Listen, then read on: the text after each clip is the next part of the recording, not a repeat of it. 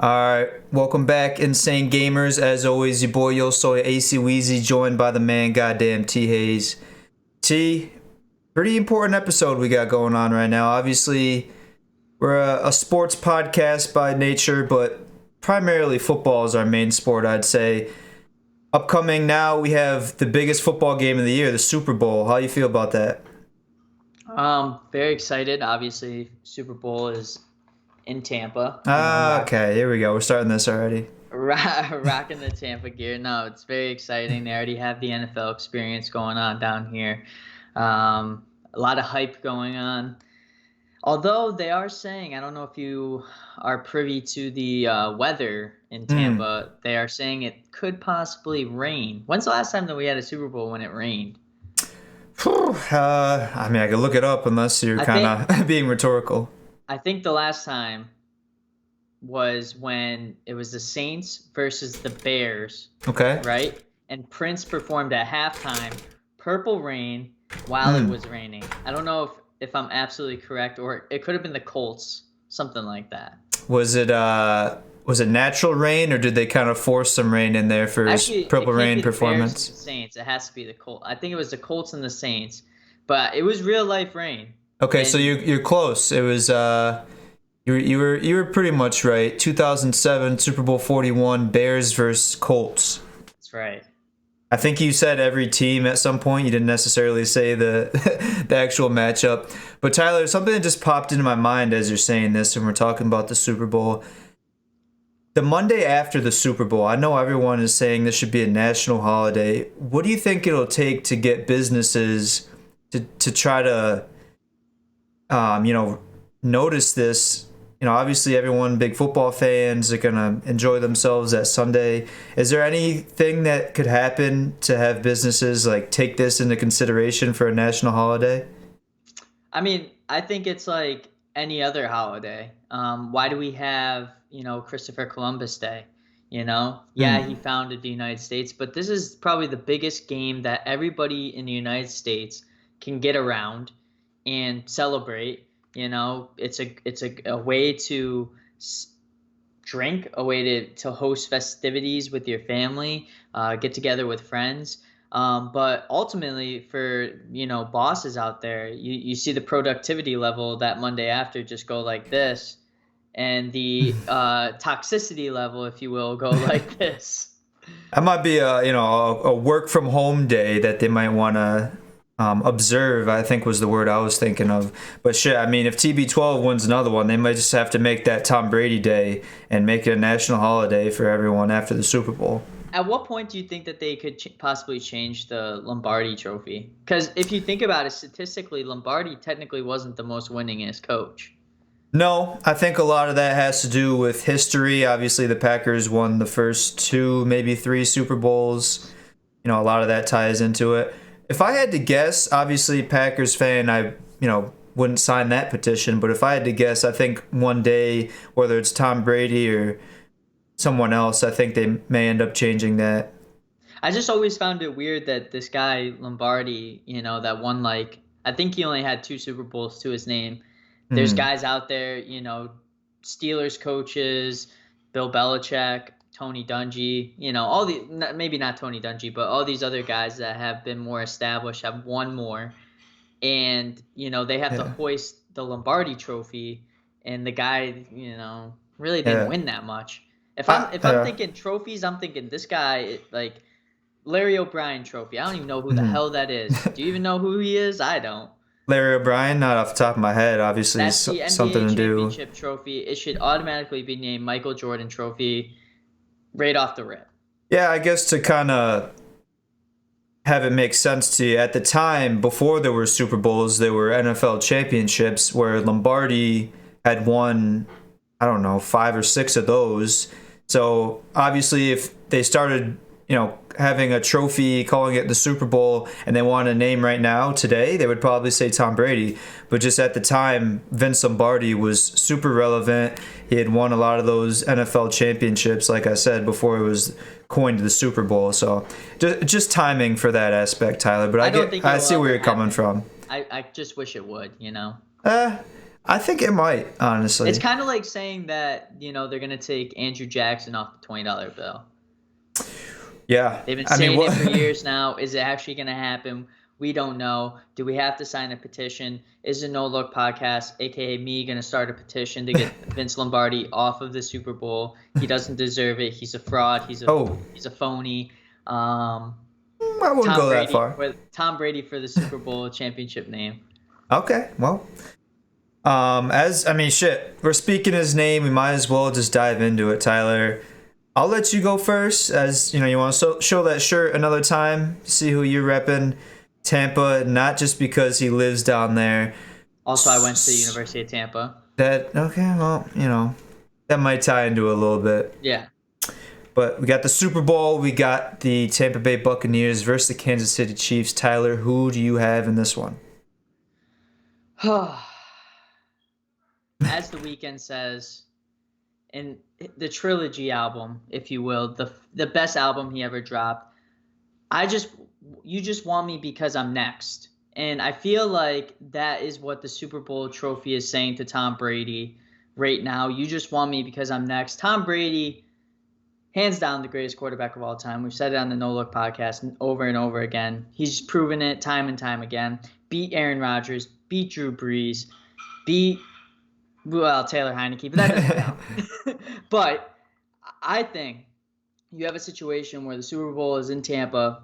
The home team the Super Bowl team is hosting, if you will, the Super Bowl for the very first time, something that is uncharted territory no one has ever seen. You get a team as hot as the Kansas City Chiefs, probably the most explosive offense, already beat the Bucs this year by 3. Maybe could have beat them a little bit more. Tyreek Hill went off, had 204 passing or receiving yards in the first quarter alone. You look at it on paper, you automatically think the Bucs stand no chance. Patrick Mahomes is playing too well. Tyreek Hill is, probably one of the best receivers in the league, unguardable, if you will. To some, Travis Kelce is the best tight end in the league.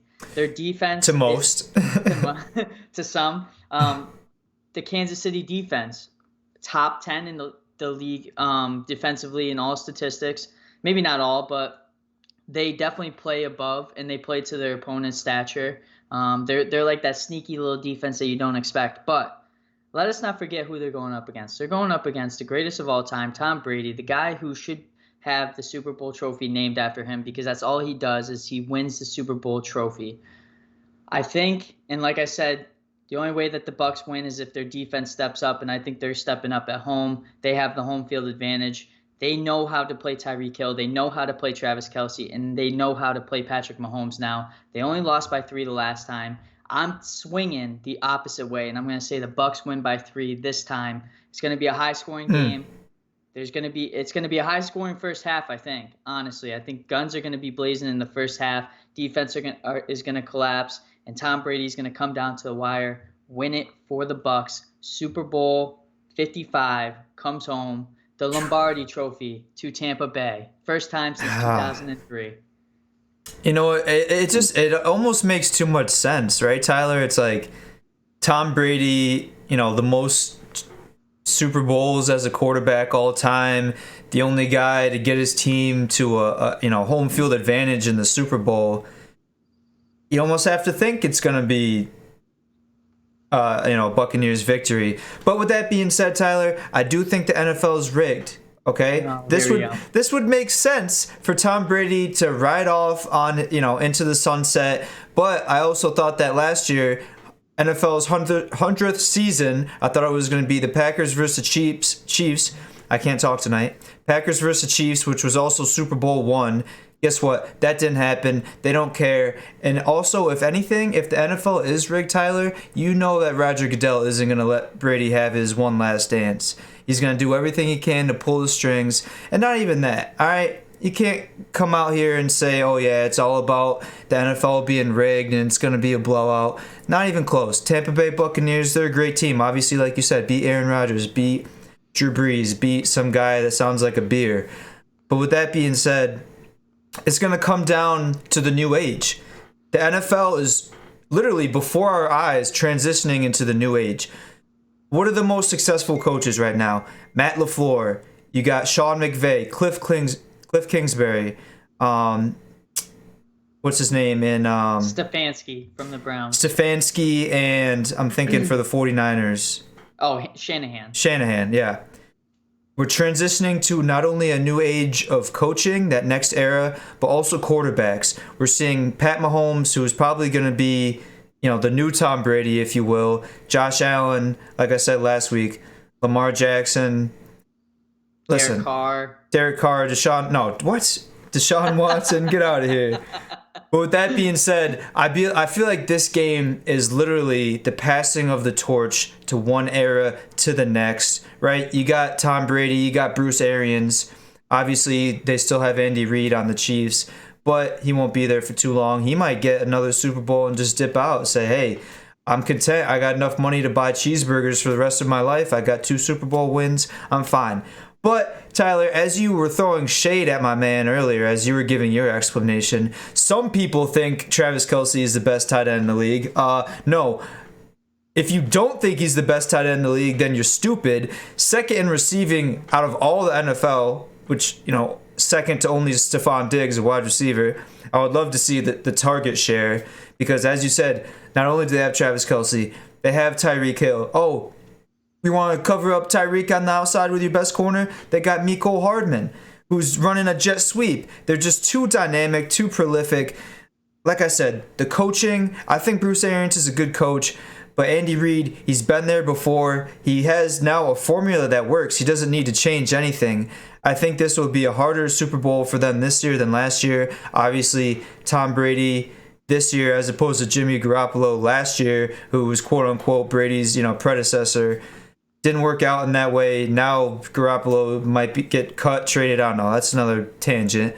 But with that being said, Kansas City Chiefs are going to win this year's Super Bowl back-to-back.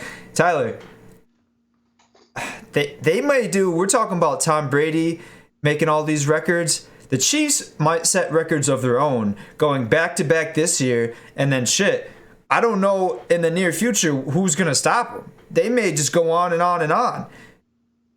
I don't think they're a team that is unstoppable by no means. And the only reason why I say that is it's bad when the Raiders beat you. They're a team that can be beat. It's a humbling loss. Everyone has to have that or else they'd just be on the high horse for the rest of the season. They absolutely got dismantled that game, though. The game plan was immaculate. I think there's a way to absolutely key on Tyreek Hill from the long ball. Also, maybe put a cornerback or a free safety on Travis Kelce to keep up with him. Devin White is no slouch. That dude can run a 4.4. He could potentially keep up with Travis Kelce if need be. I don't know the game plan. I haven't spoke to Bruce Arians this week or Todd Bowles. Okay. If I do, I will get back to you, of course. They were busy, I'm sure. Of course. The one person that's going to stop you is going to be Patrick Mahomes. That guy is he like I was telling you this week, he has those little grandpa steps. You're like, oh, I wonder if Pat Mahomes could beat Tom Brady full speed with his little grandpa steps. And then he just, boom, bursts. And he's one of the faster guys on the field. Obviously not as fast as Tyreek Hill. I think the biggest thing for the Bucs, though, is they need to find a way to stop Tyreek Hill early. They're going to go after him. I know for a fact the Chiefs are going to target him early and often. And then once they do that, and if they're successful, it's all downhill from there because Tyreek Hill then gets keyed. Oh, we got Travis Kelce. Oh, Travis Kelce gets keyed. Oh, we have, like you said, Hardman. You're absolutely right. They're one of the most dynamic offenses, but I don't think they're unstoppable by no means. I think this Buccaneers defense, if they're playing at the capacity that they know how to play at, high tempo, high speed, they have fast on the edges, they have fast in linebackers. I think that they could actually disrupt the Chiefs offense and make a statement. So who would you say is your X factor on each team? Chiefs, is it Mahomes or Hill you're talking about? The X factor for the Chiefs has to be Tyreek Hill. And the only reason why I say that is because no guy just scores or has 204 receiving yards in the first quarter. That is just unheard of. Mm-hmm. That's ungodly. Not even Randy Moss did that. I think if they get Tyreek Hill that open, that early, and that often, it's going to be a blowout. It's going to be hard to come back from that. And the Bucs almost did back in week 11 or week 12, whenever they faced them. They almost came back because they stopped them, but it was a little too late. For the X factor on the Bucks, most people are going to say Tom Brady. Not even a little bit. X factor on the Bucks is Devin White. How fast are you going to get to Patrick Mahomes? How fast are you going to disrupt him? Are you going to be the one that's going to stop Travis Kelce? Are you going to be the one that, pushes him outside or whatever the case may be? He was the difference maker against the Packers, as you saw. And if he plays to his potential, and the Saints, and if he plays to his potential and is the difference maker against the Chiefs, it's just going to be, the Bucks game to lose. Yeah. No, I mean, I get what you're saying. So you think Tyreek is the guy? Kind of goes back to our, high school basketball coach, Scambatti. He used to say, we're not going to let the best player beat us. So you think Tyreek Hill is that guy that they're going to try to shut down and then force other guys to step up? I think you have to. The guy is just playing out of his mind. Do you disagree? No, I mean, I think they did whatever their scheme was last week against the Packers. Obviously, the Chiefs have a little bit more options as far as receivers, skill players. But I mean, they held Devontae Adams in check. Obviously, they picked off Aaron Rodgers. I don't even know if they try to run man really or just do some zone schemes. But so I guess I'll go and answer my own question. I'm not going to be as specific and give certain players. On the Bucks, I'll start with first. I think it's going to be their offensive line. Obviously, he came out with the win in the NFC Championship game, but Brady did get sacked a few times, which, primarily that guy has all day in the pocket. In New England, the guy barely ever touched the turf. He's walking out of there with a clean jersey, even if it gets stolen after the Super Bowl, but nonetheless, it was clean. And then I'd say for the Chiefs, I don't really want to be cliche and say the defense has to stop Tom Brady. I'm gonna say, I guess I'll kind of feed into what you're saying. I'm gonna say the other skill guys other than Tyreek and Travis Kelce, I think they're gonna have to establish a run game. Obviously, that defensive front for the Buccaneers, you saw what they did against the Packers. Aaron Rodgers was rushed a lot. They didn't really get much going on the ground after Aaron Jones got hurt. So they're definitely going to have to, run some specialty plays. I'm interested to see. I'm going to call at least one flea flicker in this game, Tyler, from the Kansas City Chiefs. At least one end around play. What about Statue of Liberty? We'll see. I think it depends on the game script to see how the landscape goes. But I mean, two great teams, two great defenses. But Tyler, the Bucks won all three of their playoff games by scoring at least 30 points. I think they hit 30 and then 31 twice. So I think that's the number right there. Whoever can get to that 30 points is going to come out on top. Let us not forget also the Bucks have three players back. Well, two of them that they didn't have last game against the Packers. Antoine Winfield, safety, who is just like his father. The guy comes out of midfield and just destroys you, puts your head on a swivel at all times. And then you get Antonio Brown, a veteran wide receiver, obviously better than Scotty Miller in most cases at the slot back. So it just adds a dynamic not only on offense, but also defense, getting both those guys back. Then they'll have Vita Vea back. He was back last week against the Packers, but he'll have 2 weeks under his belt to get some training, get some reps in, get some, stamina under his belt. I think this Bucks defense at their peak, healthiest, in their prime, they could easily be the number one defense in all of the NFL, I think. On paper and stats. It's tough to say their defense is underrated because I wouldn't quite say they're underrated, but they just got completely overshadowed by Tom Brady in the offense. Right. Like you said, Vita Vea, Jason Pierre-Paul, Devin White. I mean, they got some guys. They've been stout all year long, but anytime you have an offense that consists of Tom Brady, Mike Evans, AB, Chris Godwin, Leonard Fournette, Rojo, Gronk, Great has been playing. I mean, it's really just, how can you not talk about those guys? But yeah, honestly, that defense could be huge for sure in that game. I think this game is probably going to be the most exciting Super Bowl that we've seen in easily the past 25 years. And the only reason I say that is you get a quarterback as you said earlier, in Tom Brady, someone who is proven, someone who is a champion, and then you have someone that, Tom Brady could pass the torch to, Patrick Mahomes. Already won, Hmm. best quarterback in the league, hands down, at this point. Best offense going up against the second best offense, best defense going up against the second best defense. It's literally 1-2, 1-2. It's going to be a high motored game for You sure. you think this will be better than the 28-3 Super Bowl? Which was the Well, Patriots Falcons. easily, Hmm. easily. The I I don't didn't know. think that Falcons team was that good that year. I thought they were frauds, and maybe that's just me looking hindsight. But I don't think Matt Ryan is anywhere in the stratosphere as Patrick Mahomes. No, but again, Eli beat Brady twice in the Super Bowl, so any dog has his day. I don't know. I disagree with you from that aspect. I think the Falcons were super legit. They were pretty solid. I mean, Devonta If they were Freeman was super great. legit, they should have won. Well, I mean, they were probably a couple plays away from winning. Obviously, if you're not first, you're last, so it doesn't really count. Close is That's only in horseshoes and hand grenades, but that's like me saying that the Raiders versus Bucks game, the Raiders were a few plays away from winning it. Maybe if Rich Gannon didn't throw 3 interceptions, we would have won the Super Bowl that year. yeah, I don't really Who, think. who remembers a guy named Dexter Jackson, by the way? Nobody. Not And that's the I. guy that won the Bucks their first Super Bowl. Yeah, okay. But I mean, I don't know if we're talking about the same thing here. I don't think you can call any team that makes it to the Super Bowl frauds. Same with you guys calling the Packers frauds.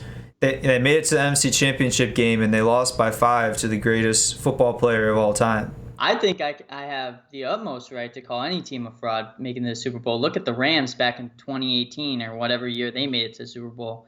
They couldn't even score a touchdown. They couldn't even hold, to the 50-yard line most plays. They were trash. They were frauds. If anything, they were just underdogs that kind of won a couple games. Maybe they shouldn't have. I don't think that's frauds. I don't know. I guess we each of us have our own definition for that, just like everyone has their own definition for the word MILF.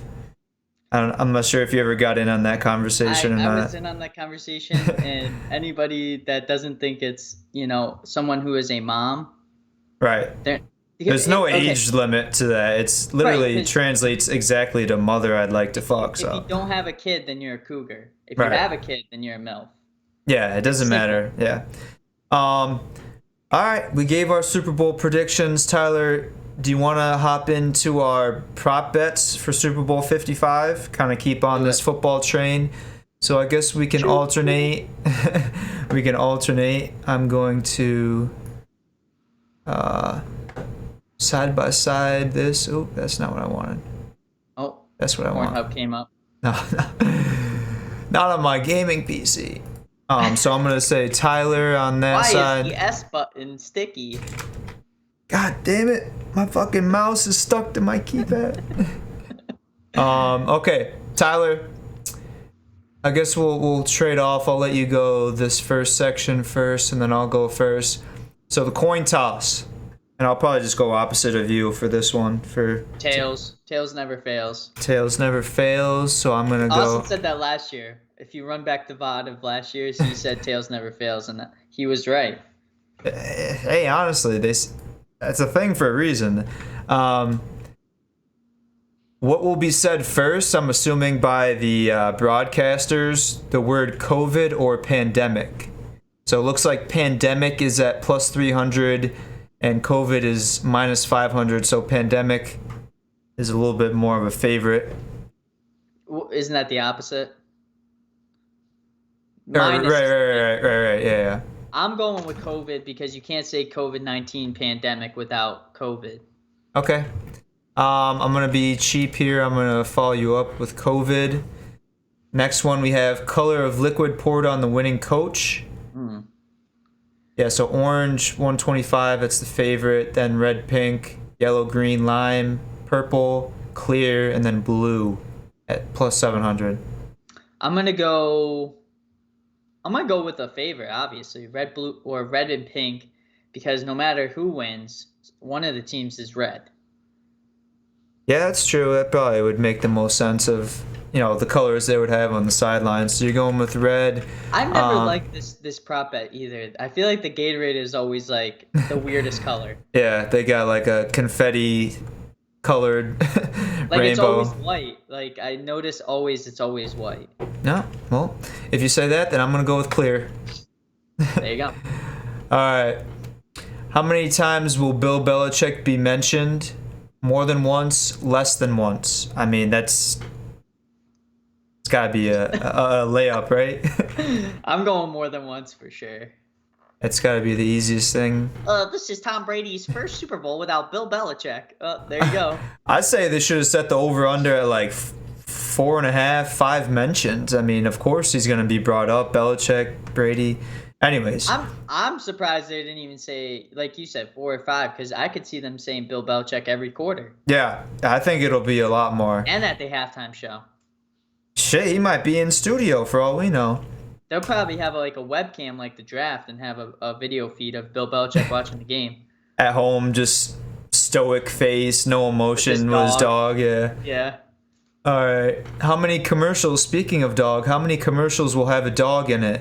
The over under is at 4.5. I'm gonna bet the under. All right. Only boring people bet the under, so I'm gonna go over on that one. Coach to have nostrils seen first during the game?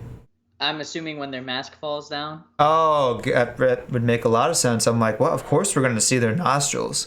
So it looks like... I'm going to say Andy Reid is definitely the favorite. No, Arians is the favorite. Minus 250. Andy Reid plus 150. Andy Reid might have some sort of double-sided sticky tape on his mask. Because I feel like there's not even anything attached to like the back of his head. It just sits there. I thought Bruce Arians wore 2 face masks. No, that's Ron Rivera. He might do face mask and like a shield, but I don't think he doubles mask. That would be Reed that does that. I'm gonna go Arians. Okay. I could see that. We are in Tampa, by the way, so yeah, it's like the Wild West down here. I'm gonna follow that up with you. How many times will Giselle Bundchen be shown? Over 1.5, under 1.5? Easy over. Yeah. Because here's what's gonna happen. Game's gonna be close in the fourth quarter. They're gonna show her like all nervous. I can see that for sure. Primary color of Patrick Mahomes' headband? red. Red, black, gray, white. Well, they are wearing the red jerseys.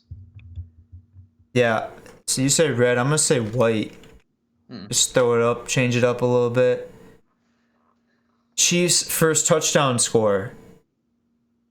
Looks like Hill's the favorite. Hill and Kelsey, 320, 350. Then Edwards, Hilaire, Mecole, Sammy, Mahomes, Le'Veon. I'm going CH. Oh, you're going to go... Edwards, Hilaire. I think it's going to be a rushing touchdown. Okay. I'm going to throw a curveball in there and say Mahomes. I think he scored first last time against the Browns. So I'm thinking they might come up with that same type play for, package. So Buccaneers first touchdown score. I'm going to go... I really want to go Gronk. I want to see that classic connection. You know what? Fuck it. I'm going to go Gronk. I think go with your gut. Go with the gut. Gronk. I'm going to go Gronk Fournette. Spike. Yeah. That was my second guess. Fournette. All right, so this next section, I'm going to go first. Tom Brady, longest completion. Over under 38.5. I'd say over. He's going to hit that. Longest completion, I'm going under. Oh, really? Dude has a doodle arm. Yeah, but you could throw a little screen pass to AB or Godwin. They just, break it long. Longest completion for Mahomes, over under 39.5. I'm going to go over. I'm going to go over with you. I mean, that's pretty low. I don't know. I feel like 40-yard touchdowns almost happen in every game. Player to make an interception. Matthew Sorensen, Snead, or Breland. Oh, this is for the Chiefs? No, I'm like, it's just in general, I guess. Sorensen and Sneed, those guys are on the Bucks, right? no, those are the safeties for the Chiefs. I'm gonna go It a just says wild card, player, but and I'm gonna go Murphy Bunting from the Tampa Bay Bucks. alright, I'm gonna go Breland. No, that's kind of a could be fucking Jason Pierre-Paul if his That's finger true. grows back, but player to record 50 plus rushing yards: Fournette, Jones, Darrell Williams, Edwards, Hilaire, Fournette, Mahomes, Brady. Fournette. Fournette, playoff Lenny, baby. I'll say Clyde Edwards, Hilaire, just to make it interesting. I think you went out of turn as well, Tyler. You're supposed to wait for me to go first, but player to record 100 plus receiving yards. I think there will be multiple, so should be multiple correct answers for this. But I think my gimme is going to be Kelsey. I'm gonna go Chris Godwin, former Penn State great. All right. Rolling with your Nittany Lions. Tom Brady outcome of first pass: complete, incomplete, sack, interception. I'm gonna say incomplete. I can see the narrative being, Tom Brady gets off to a slow start, everyone counts him out. I'm gonna go the opposite and the opposite narrative as well. All right, so there we got them. All of our prop bets. I guess I don't know if I got the wrong website. There wasn't anything about the national anthem. Or I feel like, isn't there usually? I mean, It's usually like we did the national commercial anthem, stuff. how long the halftime show is gonna be.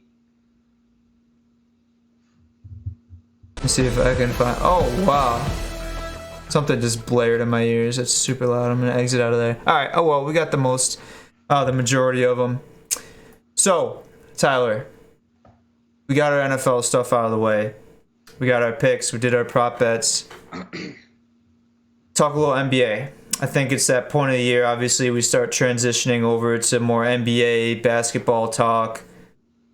Supposedly, we're going to have the Olympics this year, so that'll be interesting. The first No Look podcast, Olympic talk.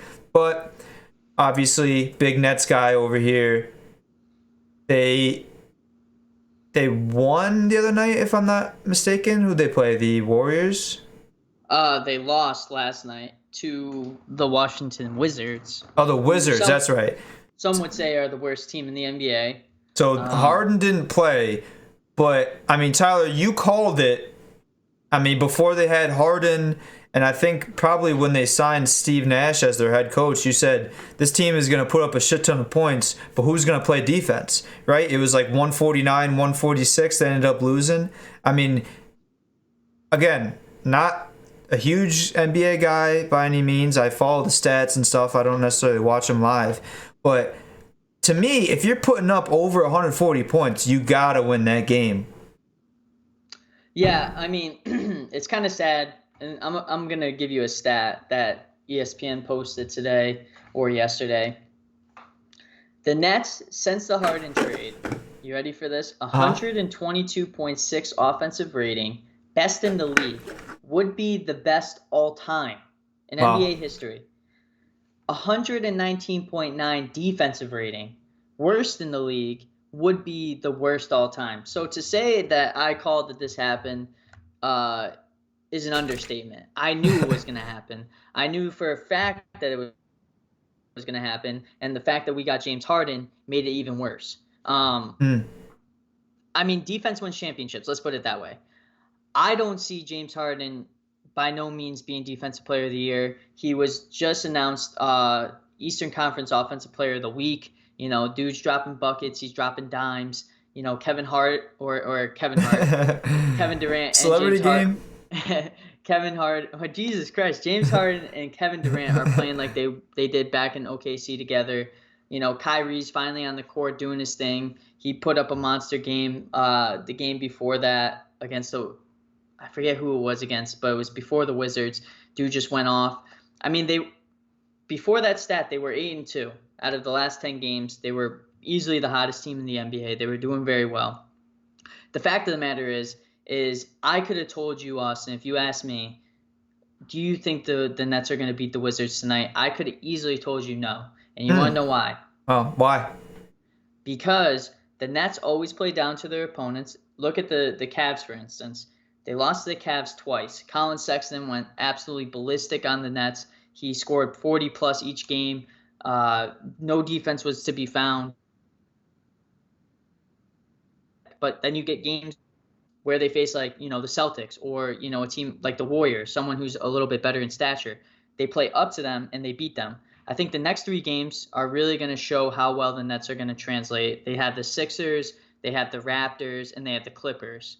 If we can beat all 3 of those teams, I think we're a title contender. It's just, like I said, defense wins championships, and we're not going to – LeBron's going to score 40 points on us with the defense that we're playing. Yeah. No, I mean, it was definitely interesting from a fan of the sport to see Westbrook, Harden, and KD out there on the floor together. Well, obviously Harden didn't play, but just to have their teams face off, if you will.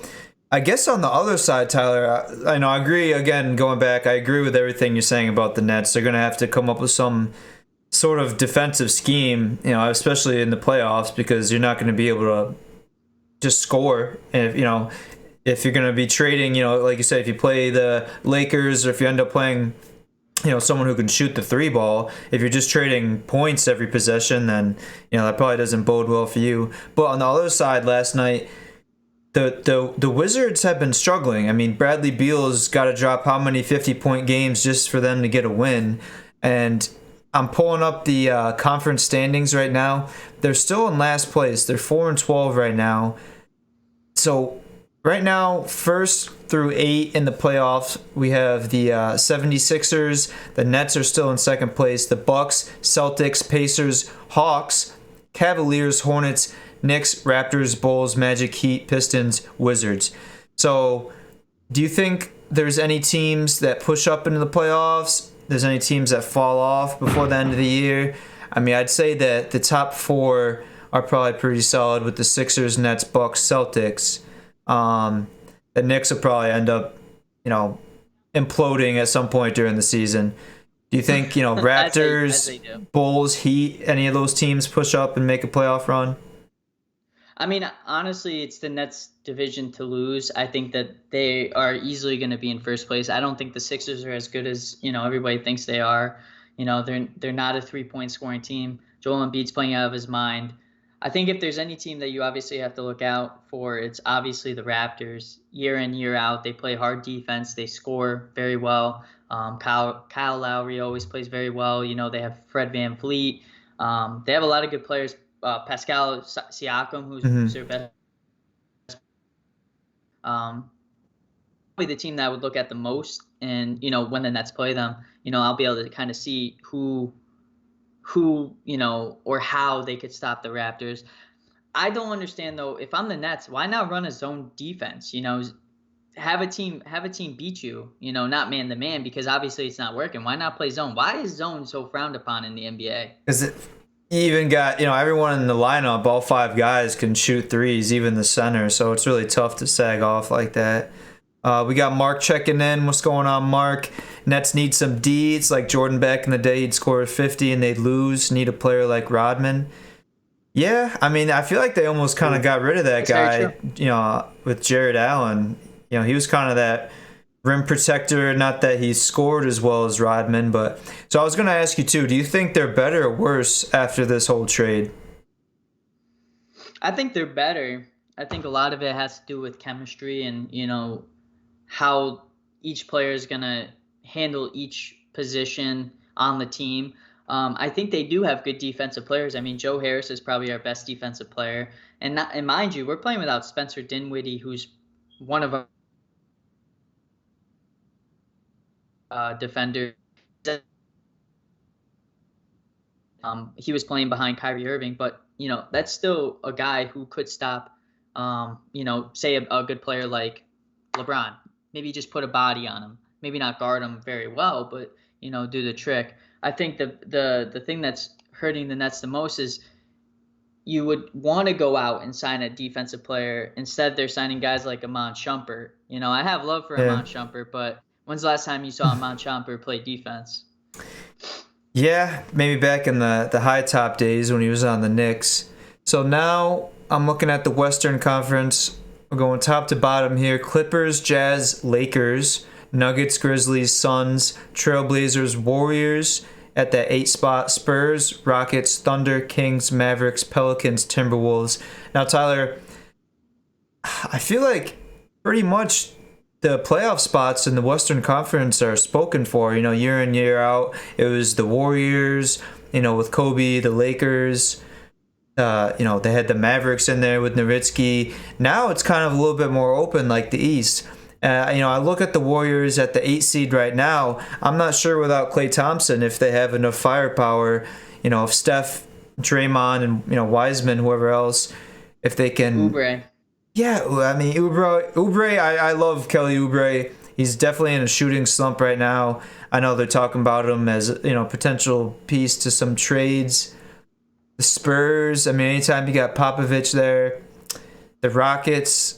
I don't know. What do you think about the West? Is there any team that stands out for you? The Trailblazers. I keep waiting for Dame and McCollum to try to make a run at some point in the Western Conference. It just hasn't happened yet. So are we saying anybody besides the Lakers? Because obviously this is the Lakers' division to lose. Yeah. I mean, if I had to pick a team, if the Lakers were out of the Western Conference, it would easily be the Denver Nuggets. I don't get excited for centers more than Nikola Jokic. This guy is, if you look at his stats, they actually just released the top 4 MVP candidates today. Obviously, you have LeBron, you have Joel Embiid, who's playing well this year, Kevin Durant, scorer in the league, and then you have Nikola Jokic. Jokic is averaging like 27 points, 12 rebounds, and 9 assists at a center position. He's doing all of that. Yeah. The guy is just unreal. He looks like a guy that is straight out of Verdansk, in from the mountains. Yeah. And then you got Jamal Murray, who obviously is in his like 3rd year, one of the better scorers in the NBA, best young players, easily. I think they have a great team around them, great defense, and very well. I think the only reason why the Nuggets didn't proceed further than they did last year in the playoffs was they got in their own way. Foul trouble, didn't shoot well, didn't play great defense. All the above. But, Yeah. I mean, like I said, it's the Lakers' division to lose. So no love for the Clippers, the LA brothers over there.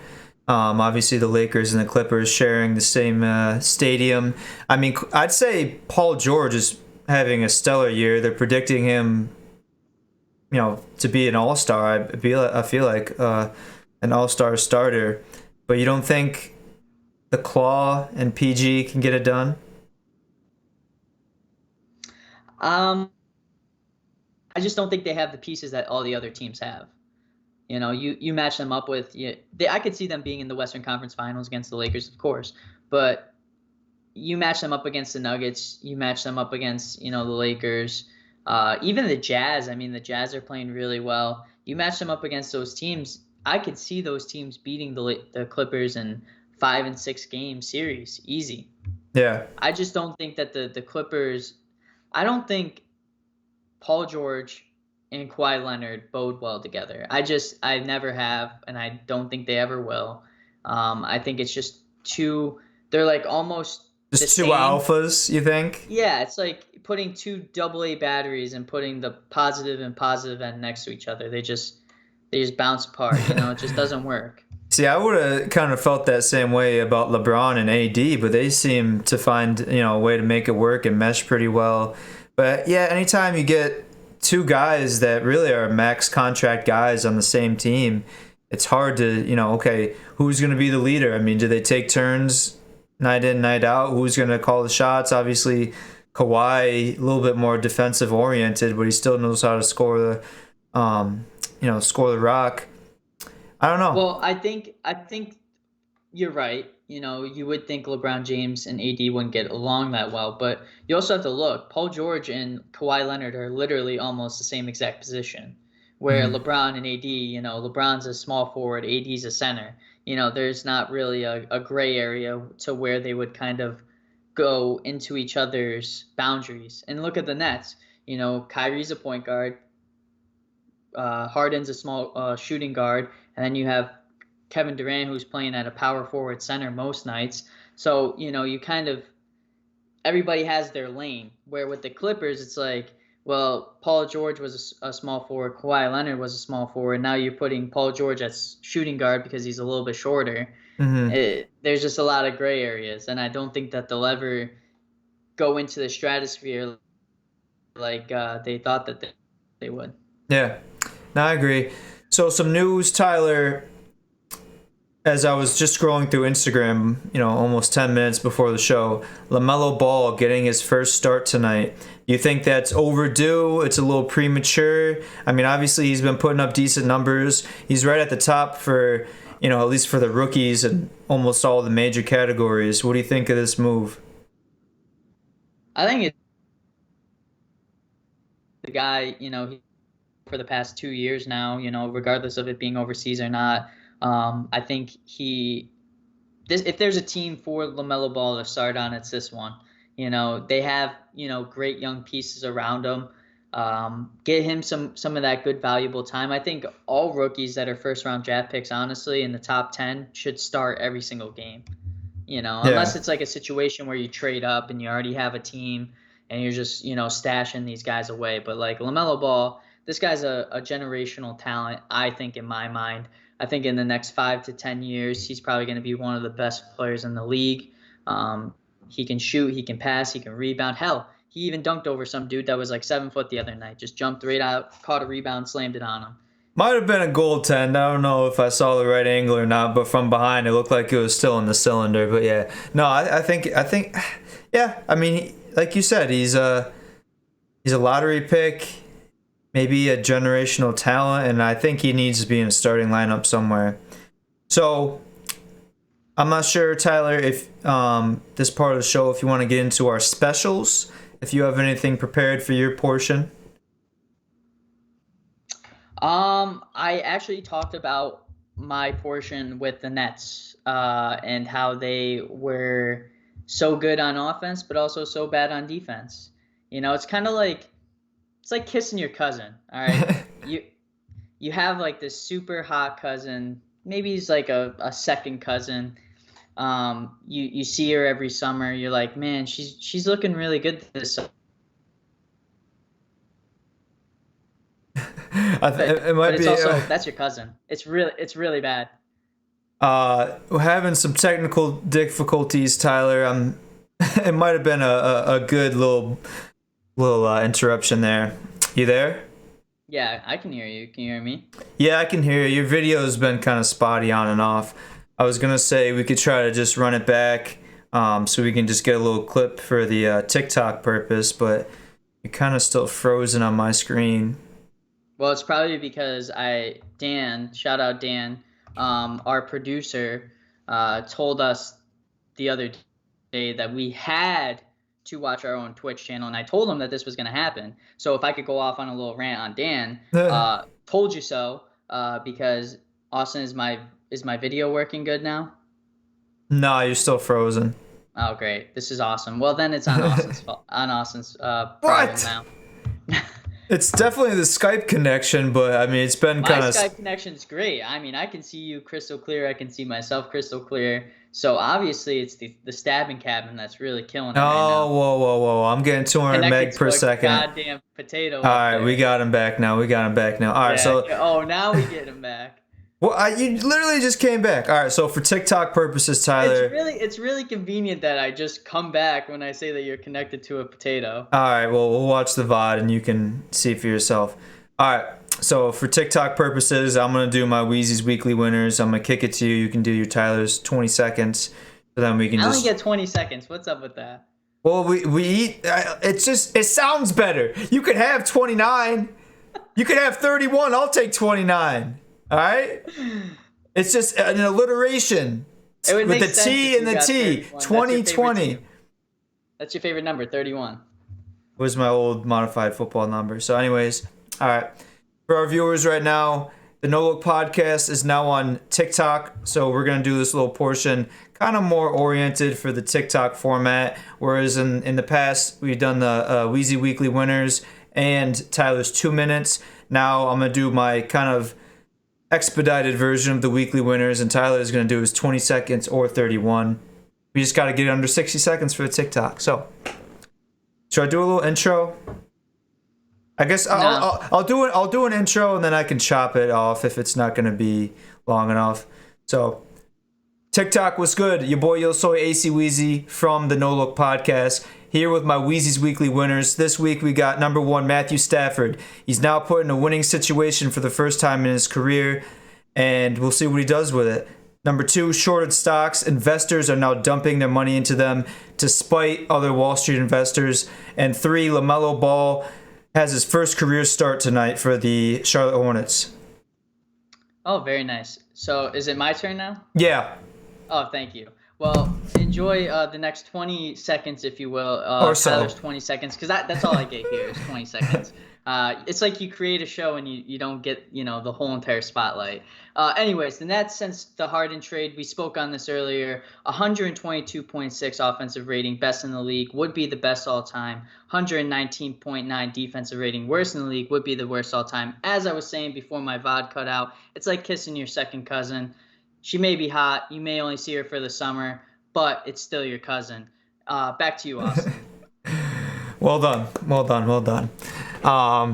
See, it wasn't so bad, right? We got the same amount of time, and the only reason I did so well is because Austin told me he had faith in me, and sometimes you need that. You're going through a little rut. You need your friend's support. Someone to say, hey, I know you can do this. Let's get it done. Lean on me when you're not strong. Okay. We pretty much covered it. 5 minutes short from an hour long, but the sooner we close this off, the sooner we can get on the Monday Night Gaming. My question to you real quick. Yes, I have an answer. I know you're going to say, oh, I don't care. Thoughts on the Matthew Stafford trade? I like it. As far as... Yeah, everyone except the Lions. Matthew Stafford, the Rams, the Packers, everyone else in the NFC North. I'd rather face Jared Goff than, on that Lions team than Matthew Stafford. He's been a guy, I think you're pretty high on thinking he might go to the Hall of Fame, right? You stated Easily. Saying that. Statistically, he deserves it. I don't agree, but hey, now he's getting put on a team with a winning record, a playoff-proven team, solid defense. So I'm excited to see what happens there. And yeah, wish him well. And out of the NFC North. I love it. For the Rams, like you said, I just think that the Lions absolutely trade rape the Rams. They got 2 first-round draft picks. It's situational. They knew this guy wanted out. He was probably gone either way. Goff was just the throw-in, obviously. Yeah, they got some great picks for him. So I'd say it was a win-win because the Rams want to win now. Aaron Donald's not getting any younger. Yeah. As Stephen A. said back when Pau Gasol got traded to the Lakers, the Grizzlies got rid of first-round draft picks and got first-round draft picks from the Lakers. But when you're going to win, your first-round draft pick doesn't matter because you could have the back half in the draft. And I think the Rams, you get a proven quarterback like Matthew Stafford, someone who, is – I would say Matthew Stafford's better than Jared Goff. Yeah. Put him out on the Rams – he might change that whole dynamic of the best conference in football in the NFC West. Yeah, no, I agree for sure. So yeah, that's it. I think for the No Look Podcast this episode, Tyler will be back in a few minutes with Monday Night Gaming. Not positive of what we're playing yet, but make sure you hit that refresh button in a few minutes and we'll be right back.